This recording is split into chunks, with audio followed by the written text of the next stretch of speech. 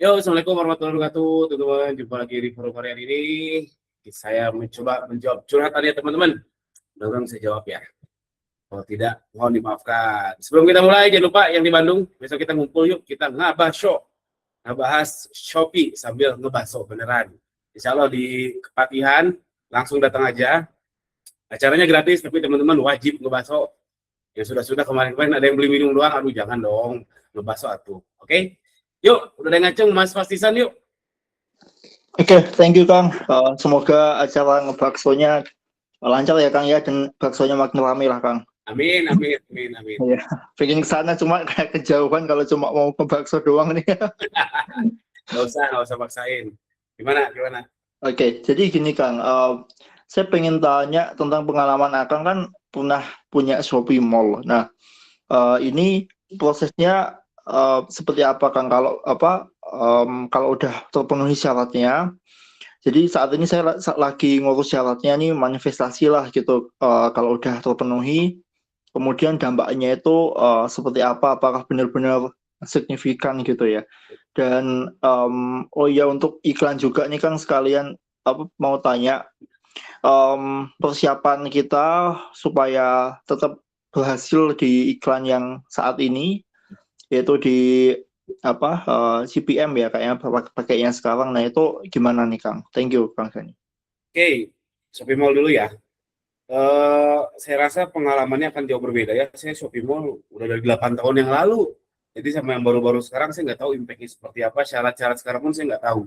Cuman yang jelas kalau Shopee Mall itu udah otomatis teman-teman PPN, admin fee-nya ada bukti potong pajak.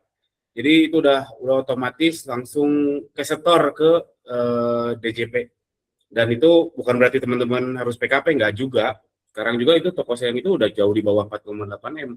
Tapi yang jelas secara sistem Shopee Mall itu lebih tertib.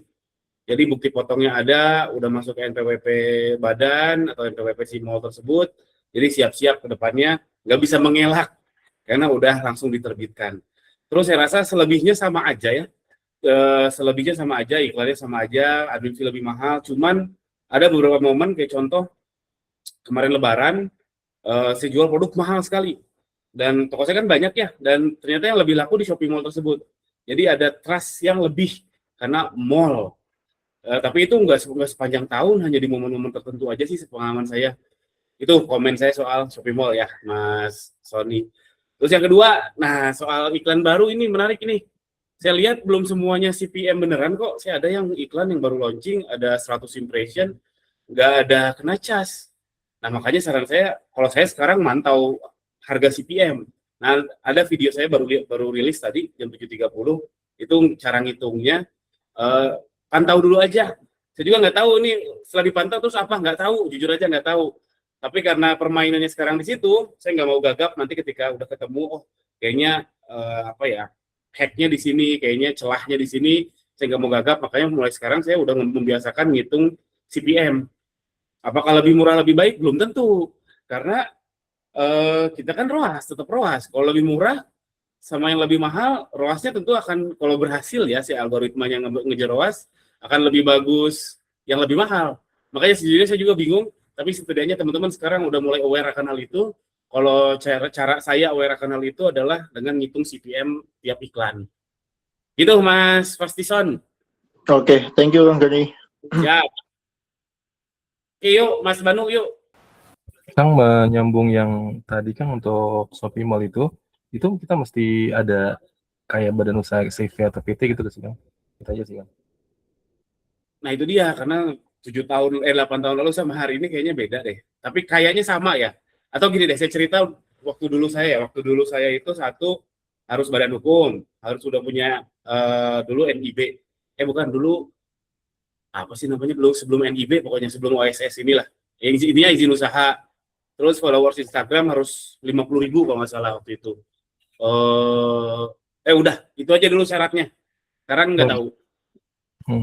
Kalau NIB sama merek sudah ada sih Kang. Oh iya, sama merek, sama haki, betul, sama merek, benar. Ya, NIB merek sama apa namanya, surat dari kayak UM dari Kemham. apa namanya, Kemham bukan? UMKM, bentar ya Kang, sambil saya lihat tadi. Nah itu apakah Oh, saat itu apa cukup gitu Kang itu dong atau nggak tahu, ada nggak tahu. nggak tahu ya Kang ya? Itu kan ada ya tombolnya di seller center daftar Shopee Mall, masuk ke informasi profil toko kalau nggak salah. Di profil toko ada daftar Shopee Mall, di situ harusnya ada syarat-syaratnya yang terbaru. Oh gitu. Mm-mm. Mm-mm. Itu apa namanya Kang secara apa ya? Ya signifikan gitu Kang. Ini penjualannya apa baru gak sih Kang? Email itu. Saya rasa enggak.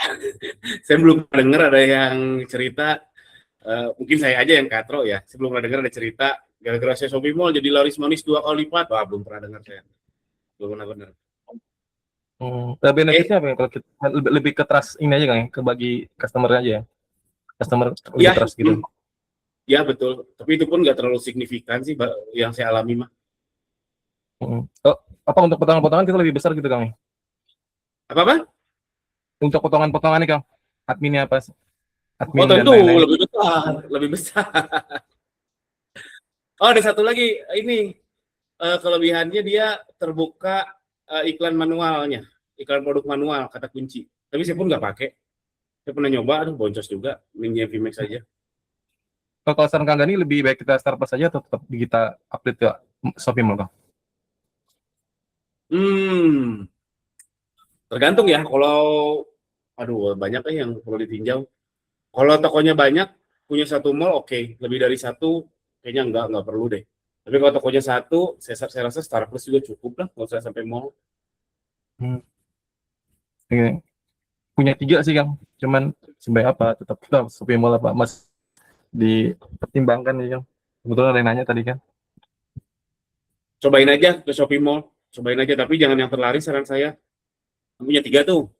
Mungkin yang Hmm. paling tidak laris yang di mallin. Yang apa Kang? Karena kalau Yang itu terlaris. gagal, yang tidak terlaris. Terlaris. Oh. Hmm.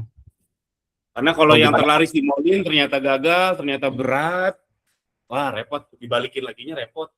Mending yang toko yang tidak terlaris sih kalau saya jadi masnya. Oh jadi nggak ngejamin untuk itu Kang ya. Bisa lebih. Oke Kang, itu aja sih Kang. Makasih Kang. Oke. Yuk Mas Kafa, yuk. Assalamualaikum Kang. Waalaikumsalam warahmatullahi wabarakatuh. Kang, mau nanya mengenai pengiriman kilat Kang. Jadi kan pengiriman kilat ini kan terus ada nih Kang, Senin sampai Sabtu tuh. Kecuali kalau Minggu Kang. Nah itu lumayan juga tuh di saya tuh banyak. Nah yang saya mau tanyakan, pengiriman kilat itu kalau nggak saya kirimkan itu gimana Kang? Soalnya ngeri juga sih Kang, maksudnya dia nyimpen sampai banyak produk gitu. Oh, Takutnya nanti saat produk itu kosong, misalnya kosong, nah di dia kan masih ada. Makanya saya jadi bingung gitu Kang. saran saya nggak usah pengiriman kilat itu win lose buat seller. Winnya apa sih buat kita? Winnya adalah ketika ada orang order produk dari toko lain, nyangkut produk kita lebih cepat. Itu saja. Selebihnya nggak ada. Selebihnya yaitu stok kita berkurang, belum tentu laku juga, belum lagi nanti returnya lama. Mending nggak usah dikirim sih saran saya. Tapi Kecuali kalau kalau yang misalnya Kang, punten, Kang. Kalau misalnya kita kirim memang nggak apa-apa, Kang. nggak apa-apa, nggak kena penalti, nggak kena apa-apa. Oh gitu ya. Oh. Aman, Mengaruh aman. traffic Kang? Enggak sih sepengalaman saya. Cuman kalau ada produk yang memang banyak pengiriman kilat, biasanya itu lagi disuka algoritma, gas aja terus. Gas aja terus. Dan kalau nggak dikirim nggak apa-apa. Dan tetap ramai juga biasanya mah. Oh gitu. Oke, siap, siap, siap. Coba nanti mau saya coba Kang kirim mah. Kalau barang udah tipis. Oke, Kang. Punten. Matur nuwun. Makasih, Kang. Sama-sama.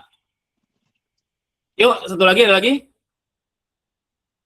Hitung sampai 3 ya. 1, 2, 3. Siap. Thank you, teman-teman. Sampai jumpa besok lagi, insya Allah. Yang di Bandung jangan lupa ya. Besok kita jumpa jam 13. Kita ngebahas show. Thank you semuanya. Assalamualaikum. Insya Allah.